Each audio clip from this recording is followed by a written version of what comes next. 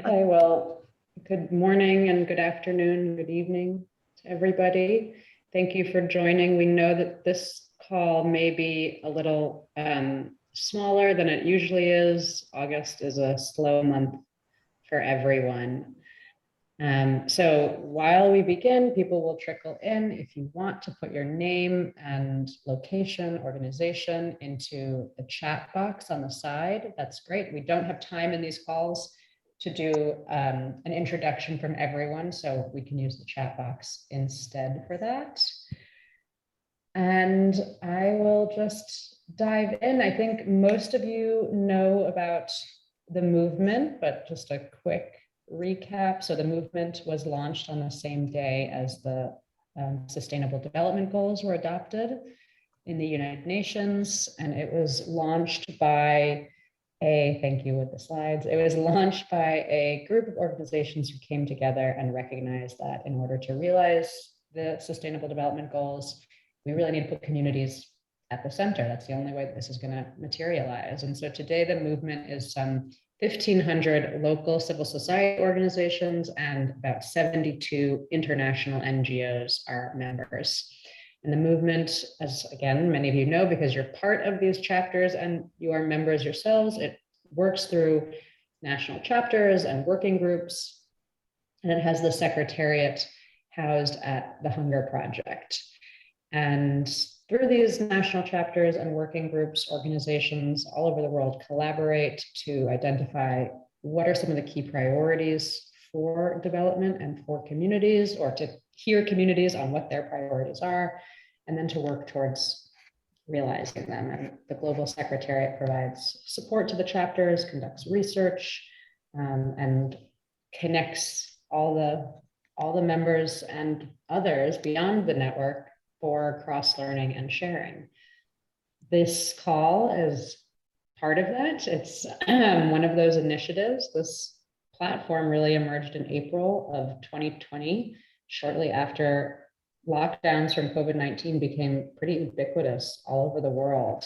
And we were having a lot of conversations with all kinds of partners who weren't sure how to proceed and how to operate in these uncertain times. And so we created the space for us all to figure it out together.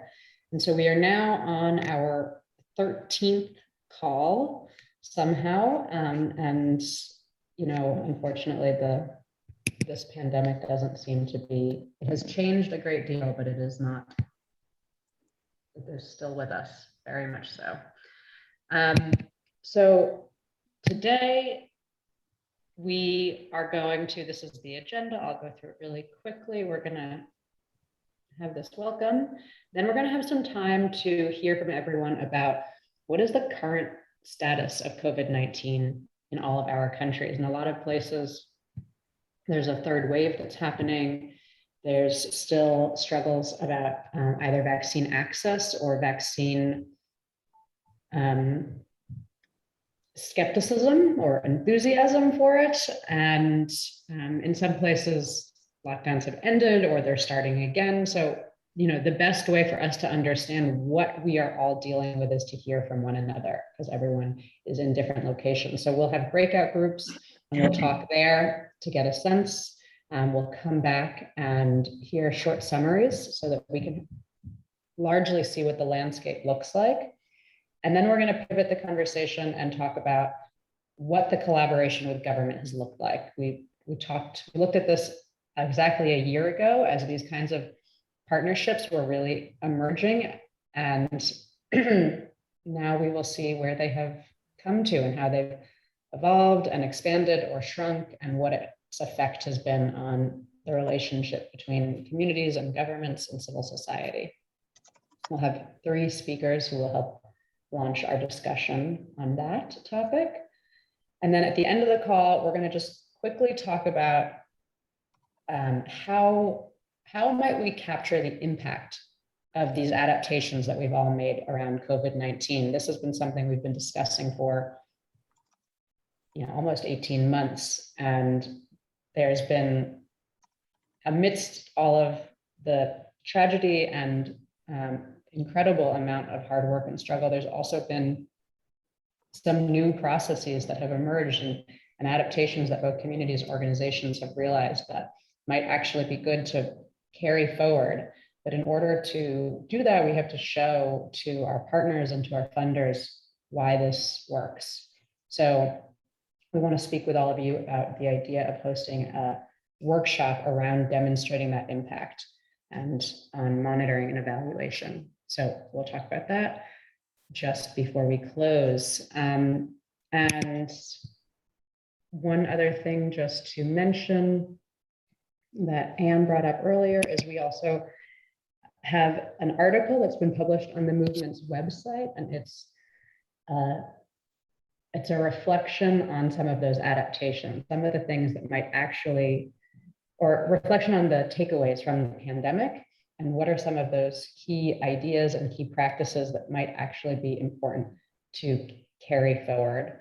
It's on the website. It's taken from the many conversations that we've had with all of you, but we want to know whether this resonates, whether you think that those are the right takeaways.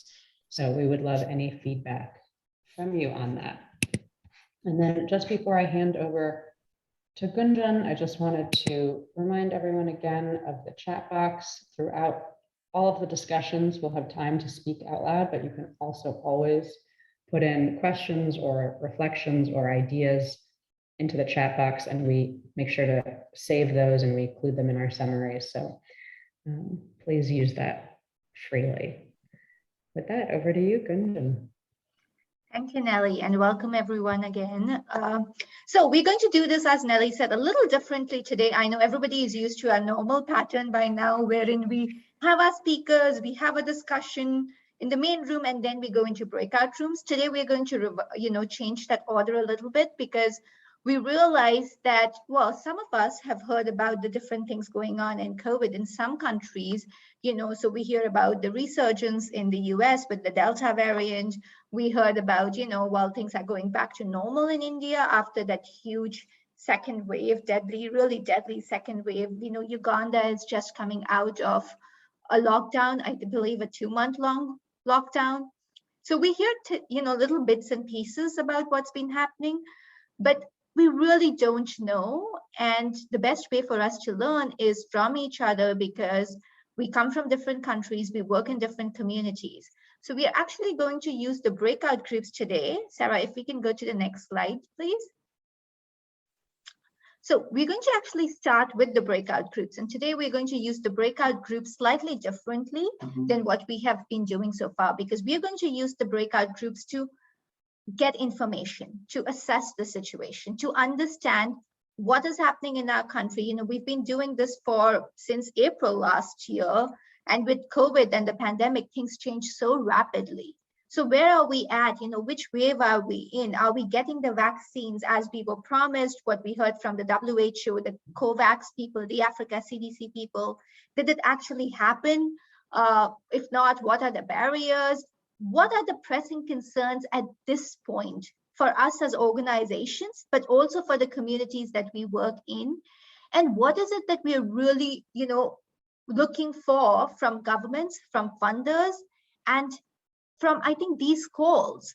Because we've continued these calls all these months because everybody has said that they would like these calls to continue, but we want to constantly make sure that they're most useful. We have a few ideas around this, which we will be sharing through the day today about what may happen. Nellie mentioned one of them. But, so the purpose of the breakout groups is just that stock taking of where are we at, what's going on, what's needed, and what's the most important concern right now.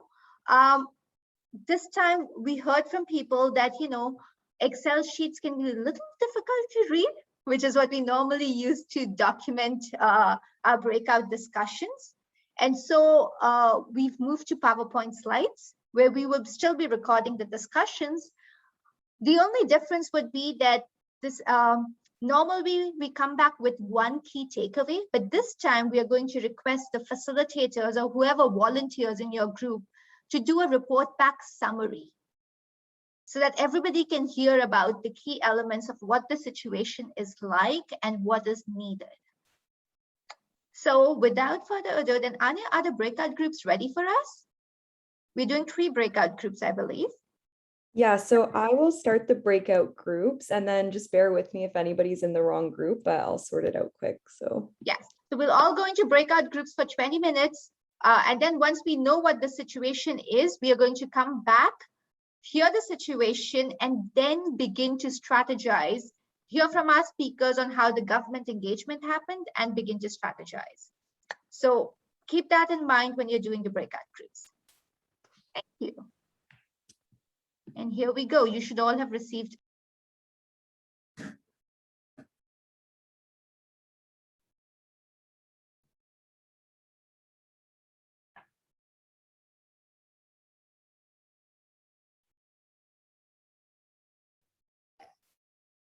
Hi, everyone. I think most groups are back. I don't know about in your groups, but in ours, we could have kept going for another 20 minutes, which I think, to be perfectly honest, I don't think Gunjan and I were expecting that. I think actually, in some ways, maybe we've all been so focused on sort of moving things ahead that there hasn't been as much time as people might need for these kinds of updates. So I'm gonna ask each group to do a quick summary, and then I'm actually gonna take advantage of my facilitator role and ask everyone to think about what we didn't have time in my group, and I think other groups also didn't. What do you think is really needed at this point, both for the communities you work with and your organizations, but also in these calls? How can we use this space to kind of try to advance some of the things that are really needed? So if you all could just muse on that for a moment as we listen to the summaries, and then we'll have a few minutes and people can put it in the chat box or also share out loud. And as we go into this, I think I was really struck by how the concerns and the major issues look incredibly similar between India and Uganda and the US and in so many different countries, and you know, national income level doesn't seem to be, I mean, there are huge differences in terms of vaccine availability and things like that, but somehow still a lot of the same issues. So with that, maybe the first group, I'm not sure which one that is. I think that would be Sarah's group. Yeah, thank you, Nellie. We had a fantastic discussion that, like you said in your group, got cut short, but we caught up with Germany, Kenya, Zambia, Uganda, and Liberia. So a big spread in the locations that we were joining the call from. And Germany and Kenya were facing their 4th waves right now, whereas Uganda is in their 2nd wave, just coming out of a lockdown. But we heard that it seems like they might be going into another lockdown soon. That's a strong possibility. In Liberia, they seem to be having free movement with masks, so no lockdown, and daily work has been continuing with social distancing, hand washing, and mask mandates. And just to cut to what people are most concerned about and what they need, we had a really interesting comment about having maybe a workshop or a training on how to better prepare for a pandemic like this or an illness like this, because we all could agree that we were kind of exposed on not being prepared for something of this devastation level. And we talked about, you know, how to manage a crisis. So that was some of the highlights of a really, really fascinating discussion. Thanks, Sarah. I think group 2 was Chris's group. Yes, I'll share very quickly.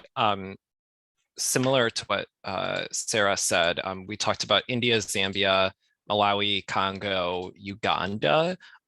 For everyone besides, and please correct me if I'm wrong, if I missed something, everyone besides Uganda, the COVID is on a downward trajectory. Obviously, that's not permanent, or maybe we hope it's permanent, but it's still just going down. It's not gone. Uganda is experiencing a second wave. All those other countries are not right now. Everyone was talking about how just the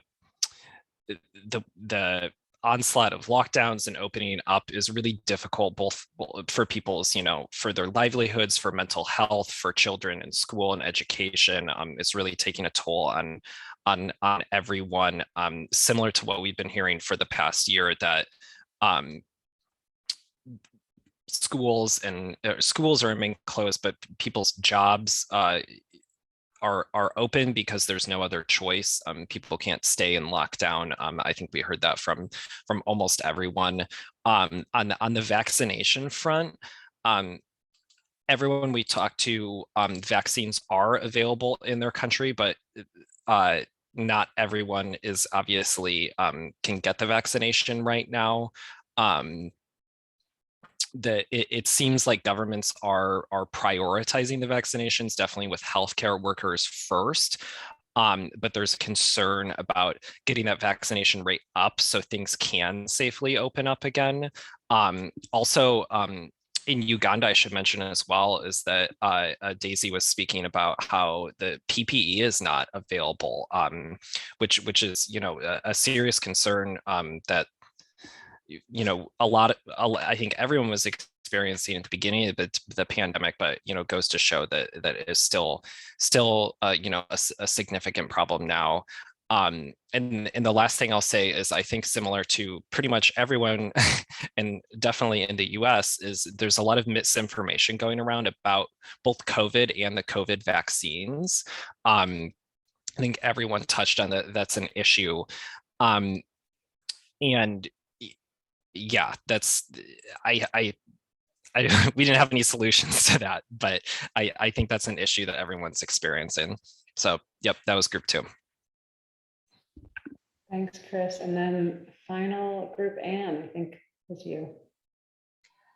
Yeah, I won't repeat what other people said. We heard some similar things. I think one thing that's interesting that's coming out is the idea that we have spent a lot of time in the last year talking about vaccine hesitancy, but now there's actually an issue of vaccine demand and not enough vaccines.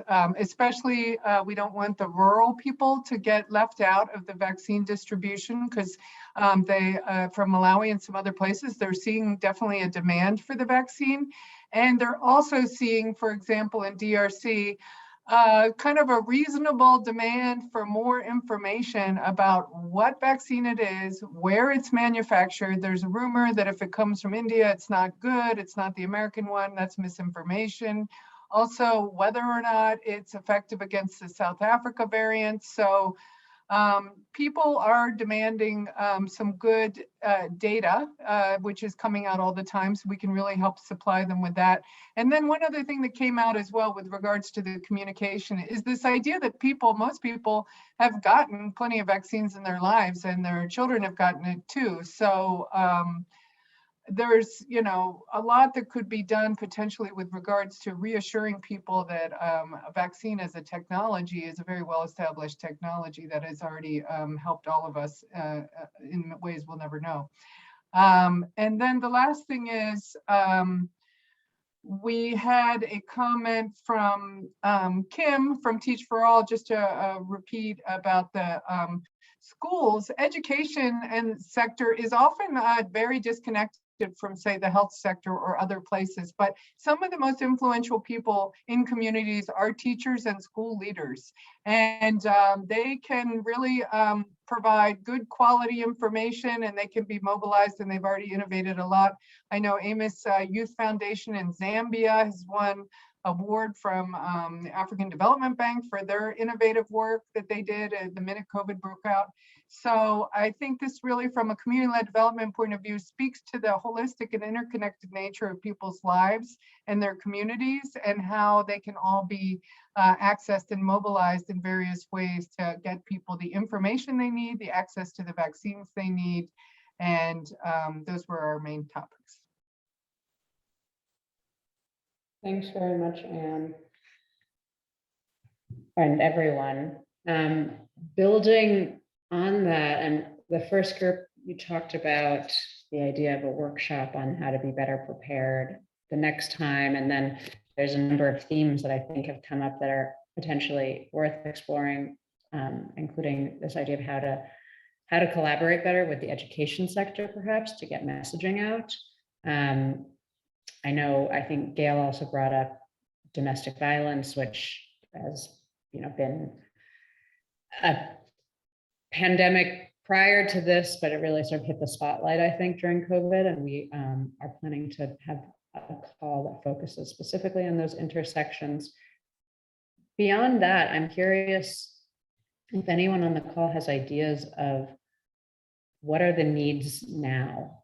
As we've said, the pandemic has continued to evolve, and the needs at different moments are different. As I said, maybe what we need right now is a chance to just talk about what it looks like in our countries for longer. But does anyone else have thoughts on what are the needs now for your organization, for the communities you work with, and or what this group should be focusing on beyond that? Just give everyone a moment to think on that. Hello. Hi, Sochin, yes. Yeah, just to give up my comment from the issue of high prices for PPE. I think what we've learned in Malawi, the price of PPE really skyrocketed when we over-advertised and everyone was like, okay, where can I get this? Now they are restricting everyone going to shop, schools, so basic demand and supply. We saw a rise in prices. And the government came in, putting restriction on pricing. You can't sell these things for more than this. And later on, there was a lot of partners and organizations having committed to manufacture their own masks, cloth masks, and uniform masks. This literally brought the price down. Now you can buy masks. So I feel like the community was Sochin, I think we're having trouble hearing you. I'm not sure if others have better. Can you hear me now? Than I do. Oh, perfect. You know? Yeah. So I'm saying that now the effort by small organizations, in particular communities, for example, in the camp, refugee camps, where they started manufacturing their own masks, and we saw that the pricing was slowly driving down, and the market monopoly by the pharmacies, fancy pharmacies, really dropped. Now, better off, the price is better off. So I think that is one of the priorities some organization can initiate, can go on to empower those organizations non-traditionally doing sewing, to just empower them to do a little bit of that, empower communities, and they'll access services like school, they'll access markets and everything else with the little they have. Otherwise, the price is too high. Yeah, it's interesting how mask production, was a key theme so early on in the pandemic, and it's still actually a critical issue. I see here also Anne has written that she thinks civil society groups need a regular feed of good data regarding vaccine efficacy, variants, et cetera, that they can relay to communities. Tindy writes, greater investment and prioritization of digital technology. That's an interesting idea. Also, how these things that are needed more generally intersect with COVID-specific needs. And Gail noted also more work on hesitancy about returning to schools and sort of returning to work in life. Yes, it's safe back to school. When schools are opening, we're seeing a lot of dropout and a lot of hesitancy. Some schools were used as quarantine areas. So reestablishing that trust in the school system and teachers being vaccinated is also really important, so that they feel safe getting back into the school system. So, catch-up clubs is something that we're trying to do, which are outside the school at this point in time.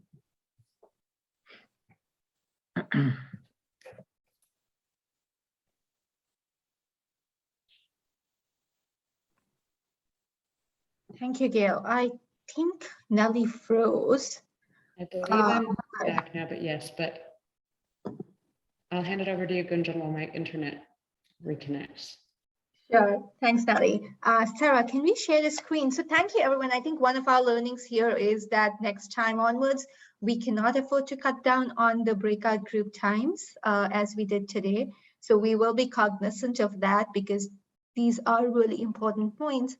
But one of the things that we also wanted to do today was, in line with our discussion, kind of look into about a year ago, we had heard from, the different chapters and from people from different parts of the world about how with COVID, governments and civil society were coming together and working more closely on issues of vaccine acceptance, on, in people getting the information that they really needed about the pandemic, addressing some of the myths around that, hand washing, masking, all those mandates, how they were working together. And we'd heard from our national chapters on how they had been coordinating with the governments.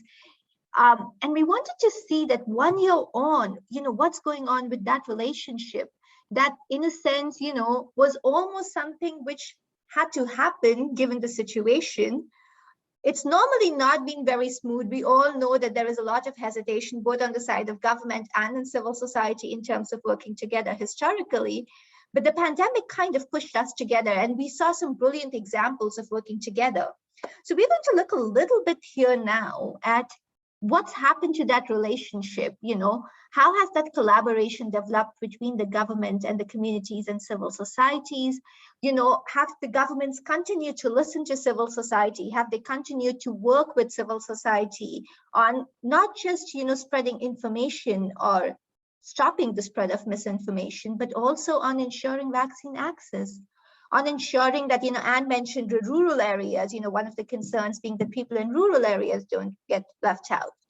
So is the government still listening to the community and civil society voices as it was? Has there been more trust coming in as a result of this working together in the face of the pandemic? And what does this mean for our engagement with governments going forward? So what we're going to do is that we're going to hear from 3 different countries.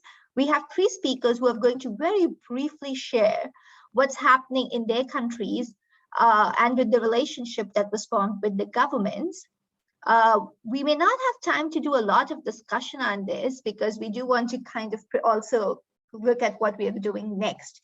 But we will definitely come back to any of these points that you believe need further discussion or need entire calls.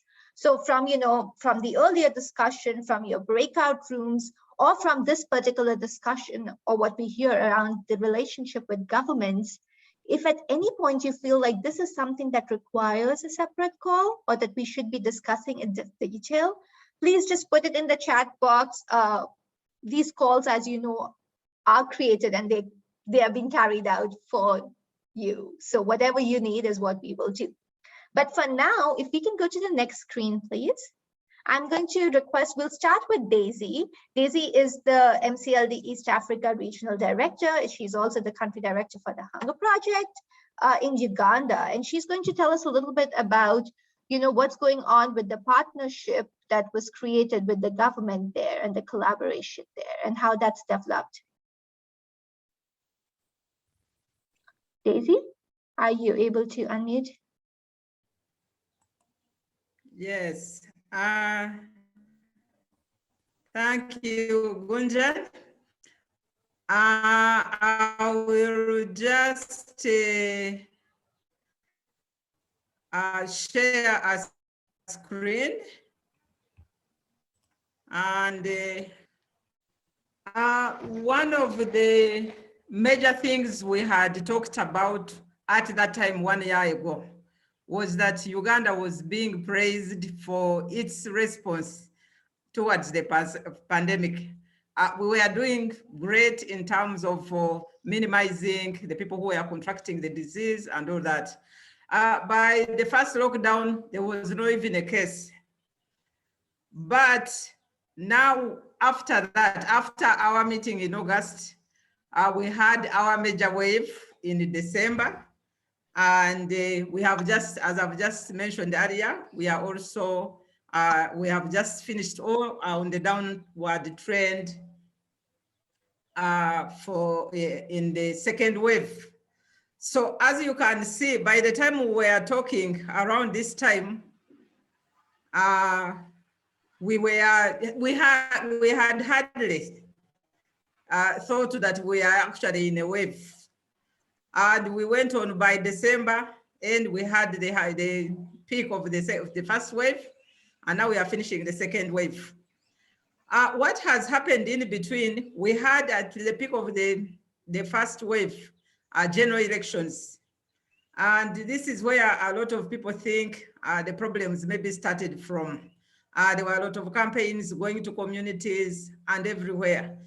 But still, when we came out of the elections, we had sort of this flat slope, and the people, we thought, yeah, everything is okay. We are back to normal. Everybody threw away their masks.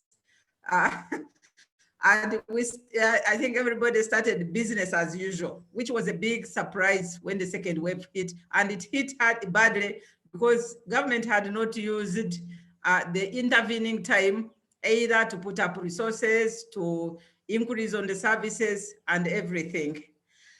What was interesting again was that from the first wave, there was a lot of collaboration between government, headed by the Office of the Prime Minister, and the civil society organizations. And mainly at what to do, what do we do, the how, what do we do, how do we do it? And there were a lot of discussions at national level on the procedures, on the processes which government or the country can take. And this started, and up to the end of the first wave, there was a lot of sort of involvement. With that sloping, at the start of the second wave, I think it caught everybody unawares, sort of, but also government now started more collaboration at the local government level. There's been a lot of work at the local government. The first wave, it happened in urban areas. It's like it was not happening in rural areas. But this second wave has hit rural areas also as much as the urban centers. The concentration has been in the local government, in rural areas, with the COVID-19 task forces in each of the district areas, although the Office of the Prime Minister also has been providing cash to the needy and all that. So we have seen a waning between the sort of national CSOs and the government in terms of what they can do. But we have also seen the district task forces, which are well coordinated. They are supervising the home-based care. I kind just want to talk briefly about the hunger project in particular. We have had our health centers, for example, designated as isolation and treatment centers for vaccination and also for COVID management, and also continuously being part of the new district task forces for home-based care, together with the village health teams. And if I could say, one of our nurses actually heads a COVID task force in Namayumba in the Wakiso district. So this is all I can say, but I could add that most of what I say is their trust. One of the issues, maybe which I have not heard from here, is the issue of trust, is the issue of what the funds, the COVID funds have been used for. Everybody is asking, we got so much money from here, we got so much money from here. Why can't they buy vaccines instead of waiting for handout, instead of waiting for a donation? Why don't we have oxygen in our hospitals, despite these huge funds from World Bank, from UNDP, even from individuals contributing? So there's that issue of mistrust on how government funds have been used. That's one of the major issues. But the upside of this is that communities now are participating. The local members are part of the task forces. And so there's the communities feel like they are part of the decision-making process, and I think it is going to continue. what the take is for me, for our engagement, is that community-led development now is being recognized. Some governments started at this big level, but it has come down to realize that having communities as part of the process is very, very critical. I think that's what I can say for now. Maybe I can add on later. Thank you so much, Daisy. That was a lot to cover, and you raised some really important points. I hope we have some time at least for discussion and to come back to some of these. But in the meantime, I do want to, we will hear now from Kenya. So, Sarah, if you can get the slide deck up, please. We have Tindi Satati with us. Tindi is Tindi is the global a collaboration, learning and adaptation officer for global communities and the regional secretary for the AfriCoop Consortium. And she's going to tell us a little bit about what's been going on in Kenya with the government, partnership between governments and civil society and how that's developed in Kenya. Tindi, over to you. Thank you. Thank you, Gunjan. And just to mention that when we spoke last year, I did share about an experience with the cooperatives movement in Kenya. The cooperative sector, for those who may know, is quite big and has a membership of about 15 million as at 2018. And so when COVID-19 struck in Kenya, cooperatives like others across the globe really suffered a huge blow. Now, in 2020, global communities alongside other non-government organizations and apexes, unions partnered with the government through a COVID-19 response initiative known as CCRC that was aimed at supporting vulnerable community members who are more exposed to the pandemic. Now, the goal of the initiative was really to provide co-op kits, and this included food donations by members of the cooperative movement and PPEs that were to be distributed to about 500,000 vulnerable households. And so as at last year, August, over 20,000 vulnerable households were reached. But towards the end of the year, the initiative activities stalled, mostly because there was a realization that the needs of the community had evolved from lack of food and PPEs to access to healthcare and financial assistance.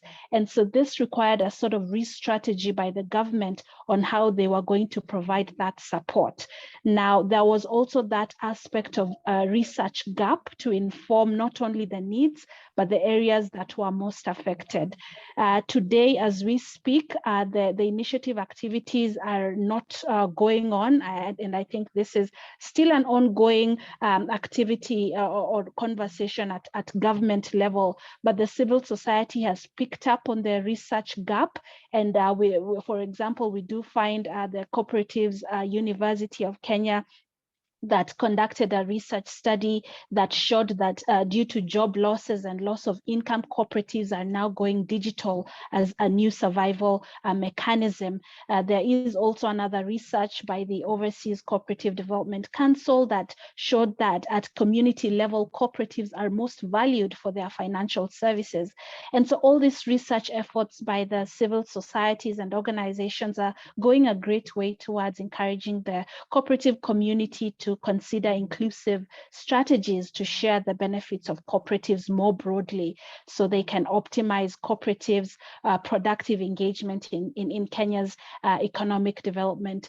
So maybe finally, Gunjan, to your question on trust between the civil society and government and with the communities, I coordinate a community of practice for non-state actors in the cooperative movement in Kenya, and we've had dialogues on the role that non-state actors or the civil organizations should play in influencing policy in the sector. And I learned that for trust to be there, the government needs to create that enabling environment that fosters better relationships, because the government, from my point of view, will still want to hold on to power, if I may call it. Currently in Kenya, they are the key distributors of the vaccine, and private organizations and societies are not being given that opportunity. And probably that also will speak to the lower numbers of the vaccination. But I think there's that need for the government to create that enabling environment where civil organizations can actually approach them and discuss better mechanisms and ways. And also the civil societies, or what we call non-state actors, will need to strengthen their linkages and organize themselves through sort of working groups or structures or mechanisms, because the government has raised concerns that they sometimes see that lack of uniformity and direction from CSOs. And also, the CSOs will need to sort of pack their input as advocacy rather than activism, so the government can better welcome their support. But that's just that's my experience from Kenya. Thank you, Gunjan. Thank you so much, Tenji. And it's also interesting because I think different countries have seen different experiences around this. And now we have Samuel Mutambo from Zambia. He is the National Program Director for THP Zambia and the MCLD Zambia Coordinator. And he's going to talk about the experience of movement of working with the government in Zambia. And it's been a very, I believe, Tendi, it's been a different experience from what you've had. So it would also be interesting later to see the different experiences that different countries have had and, what's kind of driving them. But Samuel, over to you. Thank you very much, Gunjan. I think from Zambia point of view, from the time the pandemic was, the COVID-19 was, was announced, the government, together with a few civil organizations, formed what was called the task force. Initially, we thought, all of us, we thought maybe COVID-19 would just last for maybe 2 or 3 months.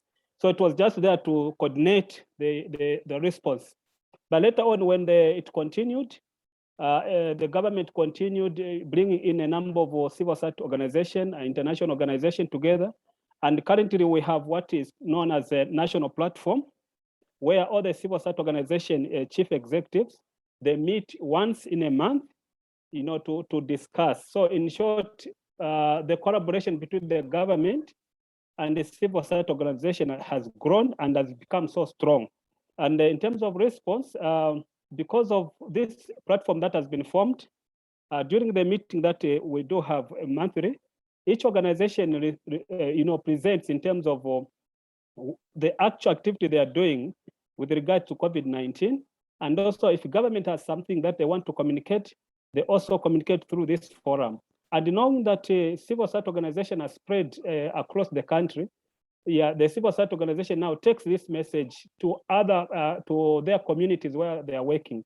So you find that the messages that are coming from national level through the government and also civil society organization is going direct, reaching to the communities.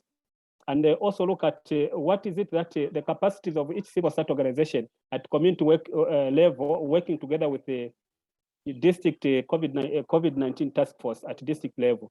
So you find that because of this partnership at national level, we have seen also some kind of strong engagement with the districts and also the community themselves, because these civil society organizations, they also have presence at the community level, and they also work there with the government line ministries.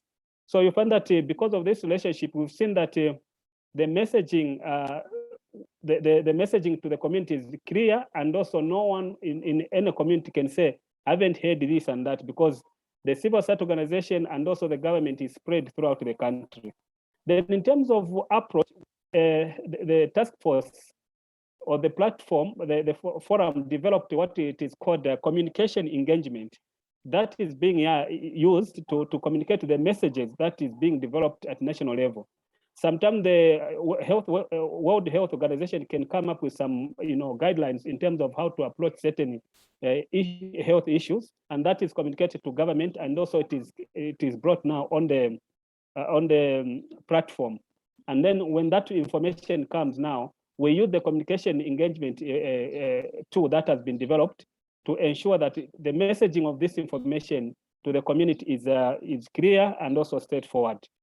So from my personal point of view, the community-led concept is well welcomed by the government, is being appreciated to an extent where now they've seen that it is important that the communities start planning and also focusing on a certain thing to iron out their issues according to the way they feel they can do it with in relation with the reality at the community level. Unlike in the past where they could just guide to say, we need this to be done like that, and the community follows.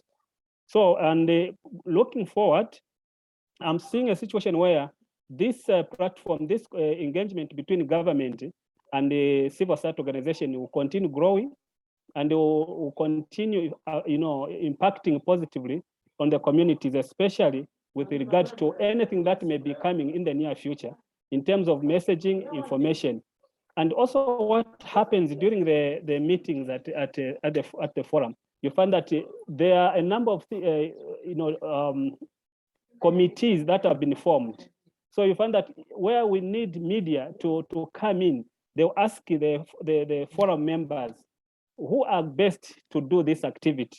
And for example, if THP is best to reach out on this area because we are strong, they'll say, okay, we assign THP to do this in this particular area. Who else? Those who are good in media dissemination of information, they also do the trainings to other civil society organizations to ensure that at least we do the things in Zambia in a similar manner, and the people should be able to receive the information from national level in a same way. So basically, that's what is happening at this forum. So Zambia so far, I think, is doing well in terms of collaboration between the government and civil society organization. Thank you. Thank you, Samuel, and thank you to all three of you. That presents a really broad range of experiences, and I think the Zambia experience is particularly productive. I don't know how many other contexts have that. And so we have a number of comments coming in the chat box.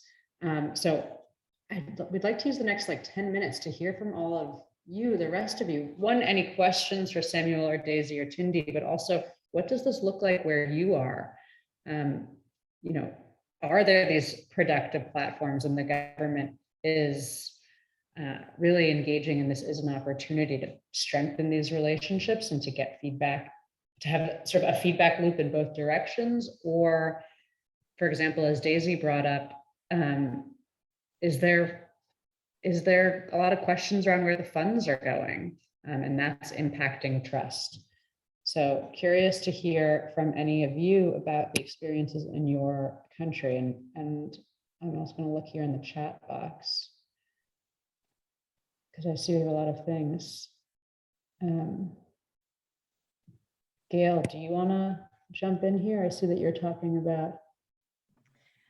Yeah, it's just to thank Samuel for his presentation, for all the presenters. It's really, really helpful. And in the case of Zambia, they have a very active RCCE technical working group at the Ministry of Health level with civil society partners on that, which has been incredibly active and robust. And I think Samuel has alluded to that, and being able to not just do top-down message delivery, but really look at what is the community engagement and the trusted sources around communication, not just for vaccine acceptance, but also continuing with that duality of COVID prevention messaging and shielding that we're now needing to balance. But it was just an observation, quick observation, that both in Uganda and in Zambia, where we also work, there have pre-COVID been really strong decentralized systems. And it just seems, and they've seemed to have been strengthened from what Daisy and Samuel have been saying in the COVID era. And I'm just wondering, is that a lesson? Is that something that will allow us to pivot off of this in the future? That there's already been an acceptance of civil society engagement. And are there places, I guess that was my question, where where there hasn't already been decentralized systems, where, you know, learning and incorporating community engagement has been strengthened, or those systems that have been strengthened now that COVID is with us. Thanks, Gail. Yeah, I think you started to answer a question that I see several people had, and I myself had, is, you know, why has it been working so effectively in Zambia? And it sounds, you know, one, as you said, there was already a lot of work on the decentralization front and building those systems in advance. And Anne put here in the chat box that there was a full-time person dedicated to the RCCE for 6 months paid by UK aid, which, you know, from my own work, that's so important, having somebody who can just focus on rallying people and getting them together and coordination. So that's a great example of funders actually. That's right. And I think a lot of the needed. Right, exactly. And you know, the whole RCCE movement, you know, UNICEF has often taken the lead in countries in establishing, also the International Federation of the Red Cross collaboratively have been, you know, those RCCE stalwarts. But I think in countries like Zambia and Uganda, and Malawi, I think to a certain extent, they've had very robust RCCE working groups. In other countries, it's less so. Yeah, and to that point, Gunjan here put in that, you know, Kenya offers that counterexample, perhaps, where they've been focusing on devolution, but it didn't seem to have resulted in as robust of a system. So, Tindi, I wonder if you have any insights into maybe what some of those preconditions were that maybe existed in Zambia or elsewhere, but weren't in place in Kenya. Yeah, and I know that my colleague Steve is here and can add on with regards to devolution. It's really a work in progress. Many years down the line, we are still working on the devolved aspects of the counties. Maybe I can just say that the counties still rely on the national government for so much support, and that they've not yet gotten to that point where they can fly by themselves. So we also are not really experiencing a lot of civil society organization presence in the counties. Most of them you'll find are based in the cities, in one or few counties. So there's that gap. That's why I think that aspect hasn't picked up yet, because counties are still at that place where they rely on funding, they rely on initiatives to come from the national government to go down to the counties. So I think that's where we are still at currently, but it's a work in progress. Maybe my colleague Steve can add on to that a bit. Yes, Steve, please unmute and go ahead. Are you able to unmute? I might be able to. Yeah, sure, Tinda.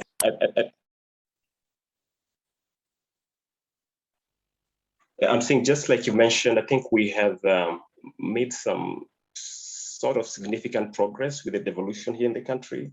We have seen developments getting nearer to the people, which is a good thing, but there's still demand by the county executives to have increased budgets directed to the devolved units, so that functions that were devolved from the national governments are well implemented to create the intended positive impacts at the local level.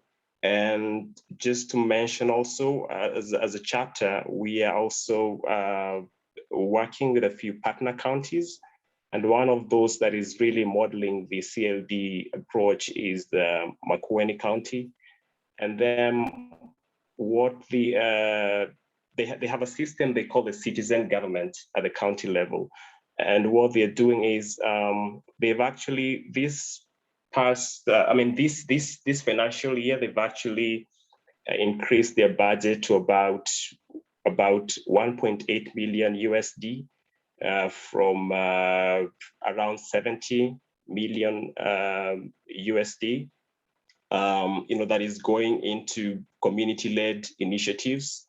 And so that is a good thing. They are also setting up, they actually reached out to the CLD chapter here to help them set up and operationalize a CLD school, that will become a place where other counties can go and benchmark and see how best they can utilize the CLD approach to attain some of these development initiatives across the counties in the country here. Over to you. Thanks, Steve. And Tindi, Gunjan was putting in the chat box that Samuel, maybe if it hasn't happened already, it might be useful for you to, or collectively, but for the Zambia chapter to look into documenting what made this collaboration work so well. Jude put into the chat box, do you want to share about Liberia, Jude?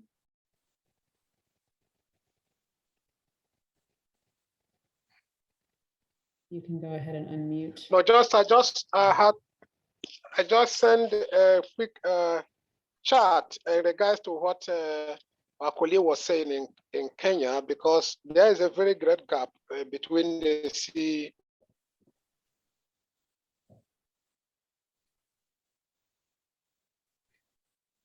Oops, I think we lost you, Jude. Civil society organizations and the national government they participate in this programs, which seem to be ugly. So I don't know whether the government can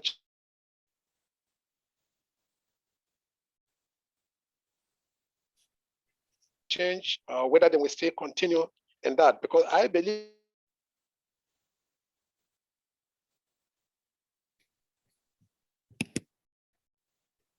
we're having a little connectivity issue. have the upper hand to the investment is on their own, and it seems that most people don't even interested in taking the vaccine because they don't have much information about it. Some people are also contemplating what would be the after effect after taking the vaccine because of the rumors they are hearing about. And the government, they are just up there. They are not stimulating the information down to the local people. And because of that, they are all doing it by themselves. I think the community led development and the civil society organizations, they need to get them involved so that they can be able to educate the local people. The most important, the importance of taking the vaccine. I think it seems to be wise. Thank you, Jude. I think we are finding ourselves we are discovering another area of exploration for this group. Sounds like there's a lot of support for the idea of doing more research into where and why collaboration with government has been effective and where and why not. So I think that's something that we should all continue to explore. And with that, Gunjan, thinking about the lessons from this period and what we can take from them. Over to you. Yeah, thank you, Nelly. And absolutely, I mean, I'm getting really interested now in this idea has kind of caught on for me that if somebody isn't doing that, there is just so much to learn. Because just on this call, we have seen so many of these different models. But in general, I think one of the things that's been really clear for us during the pandemic, and we've heard this repeatedly in call after call, is, the impact of what's happened during the pandemic when suddenly everybody who was from outside moved out. And you just had local communities and local organizations were responding to this immediate need. Nelly mentioned this article in the beginning.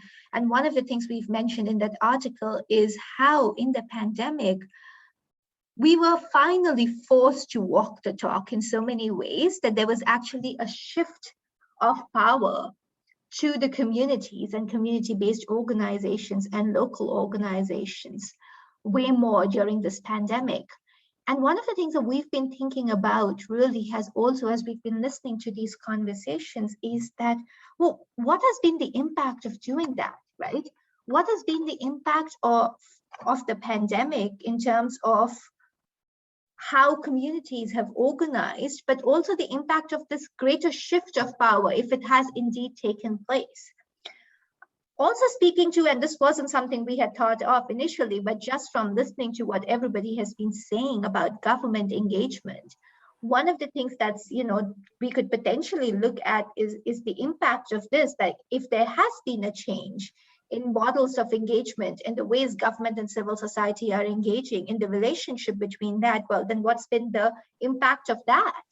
So what we did want to see was that, we wanted to hear from you. If anybody has been, and I know pandemics are a very difficult time, you are so busy just responding to a crisis that it seems impossible to even ask or suggest that somebody would have tried to capture this impact or the change that we've been seeing. But we're curious to hear if anybody has made any, attempt to systematically, or maybe not systematically, with quick studies, capture some of the impact of what happened in this last year and a half, when communities, there was a greater shift of power to communities and community-based organizations. So has anyone, if you have, then, and Sarah, can you go to the next slide, please? Thank you. So if anyone has talked about it or looked into it or is planning to look into it, please do share with us, because the other thing that we are also thinking about is that we saw so many adaptations happen during the COVID time. And again, what has been the impact of those adaptations is something we want to explore. So I'm curious, has anybody here been engaged in, heard about, been thinking about any of these issues? Do they resonate at all?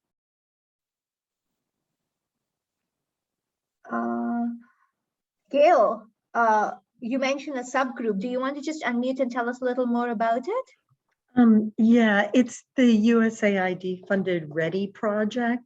And I've been engaged with their subgroup on community engagement from last year, looking at reworking a lot of those tools on community engagement for do no harm engagement and using phone trees and WhatsApp groups and adapting the community action cycle to kind of a technical, more technology focused. But I know that Catherine Bertrand has been, I can connect this group to, I can explore what their case study collection is at this stage. I know they've been trying to do that, and I'm not sure what has come through, but I could explore what has come through on that.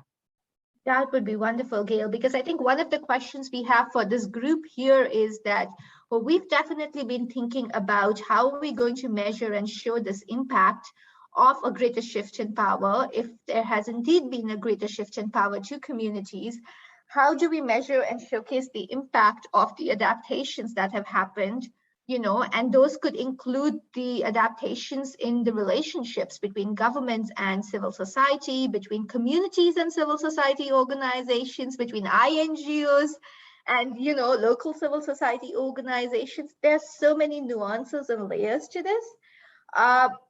So we were wondering if people would find it useful to do a workshop or a special call or a brainstorming around how do we do this? And Gail, if the Ready group is doing it, or if somebody else is doing it, or maybe we can specifically get a couple of MEL people, but MEL people who speak to community-led MEL and not the top-down monitoring and evaluation approaches that otherwise seem to be the norm. If we can specifically bring in a couple of people to do that and have a special workshop around that, would that be useful? If anybody has views, please unmute. I was just going to also say, I know we have some M&E folks on this call, if they're still here, who may be able to also add their point. But I'm not seeing Nana anymore. She may have dropped off.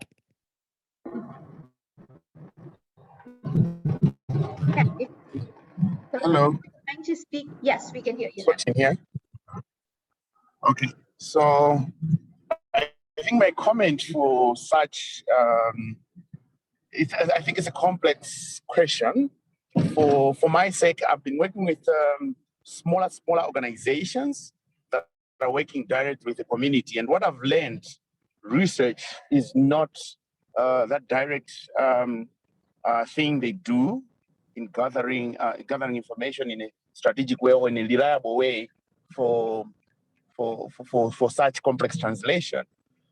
So my comment is just a trigger. How can the community-led development initiative empower such small organizations and groups that are actually working in the communities and actually observing this engagement to come up with combined lessons? What capacities in country can we combine to do other than letting big organizations lead such? Thank you, sir. And I think that's an excellent point. And I think that's one of the things that we are hoping to do, that if we were to do a workshop or something, it would really be about that, because there is just so much of, as you pointed out, that knowledge that resides in the smaller civil society organizations, in the local CSOs, that we lose because, we just don't respect it enough.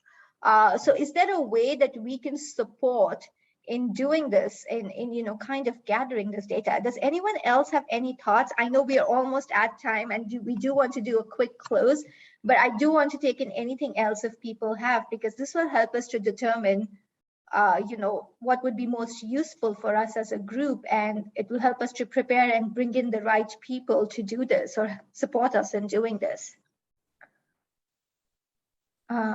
So if anyone else wants to, if you have any reaction, and feel free to say, no, at this stage, we are not ready for this, or this is not what we need, or we would prefer another discussion and that would be more useful. So feel free to say that as well.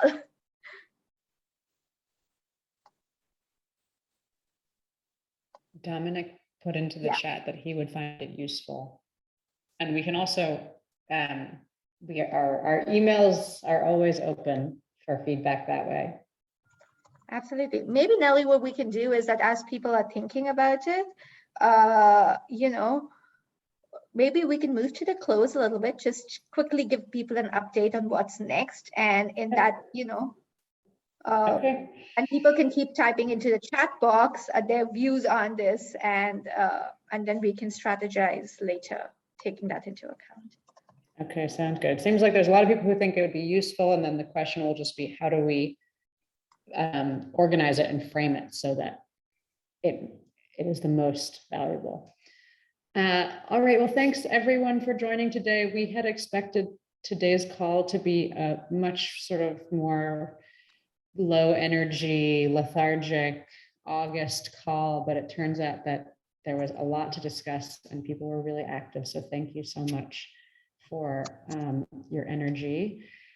A couple of things to keep in mind moving forward. Our next call will tentatively be on September 15th, and we are going to look at the intersection between COVID and climate change. This was one of the 4 key areas, in addition to mental health, livelihoods, and food security, and gender-based violence, that this group identified as being some of the key themes that have really taken a spotlight during COVID. So we will be having that call in September, and it also aligns with the UN Food Systems Summit and the sector dialogue on climate change for the movement. Beyond that, it looks like we will be exploring how to set up this workshop, and so we'll continue to consult with all of you.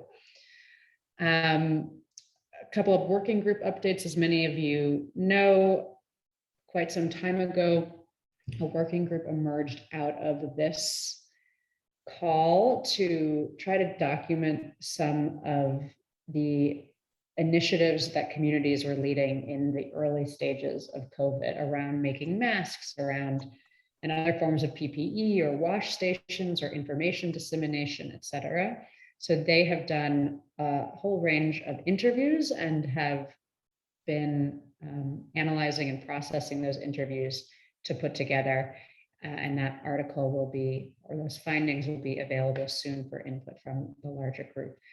And it looks like we may be setting up another working group to think about this question of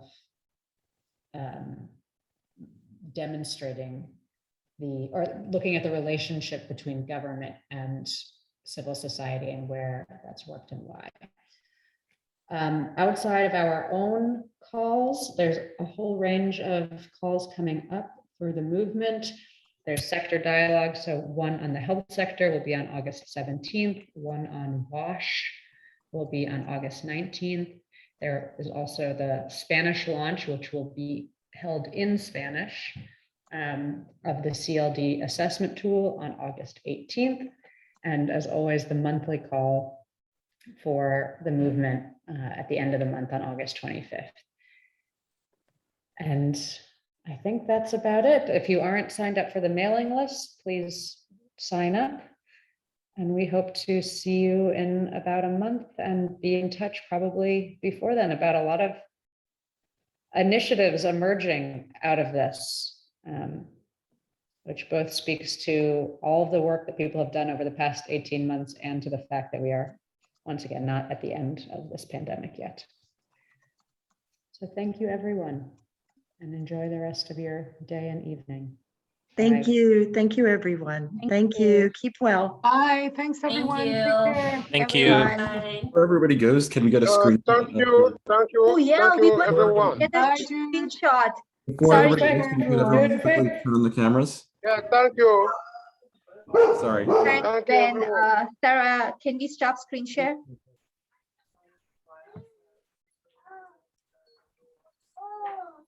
Perfect. Thank you. Thank you, everyone. Take care. Bye-bye. Take care. Thank you. Yeah, bye. Okay, I got screenshots. We're good. Thanks, everyone. Okay. Thanks, Ben. Sorry, Yep. we should have done that earlier. All good, all good. See you later. Bye. Bye, everyone. Thank you.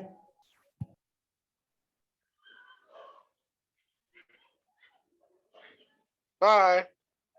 Bye. Thank Bye, you. Jude. Thank you. Good. Thank you. Anya, maybe we can close the call. Yeah, for sure. Thank you, everyone.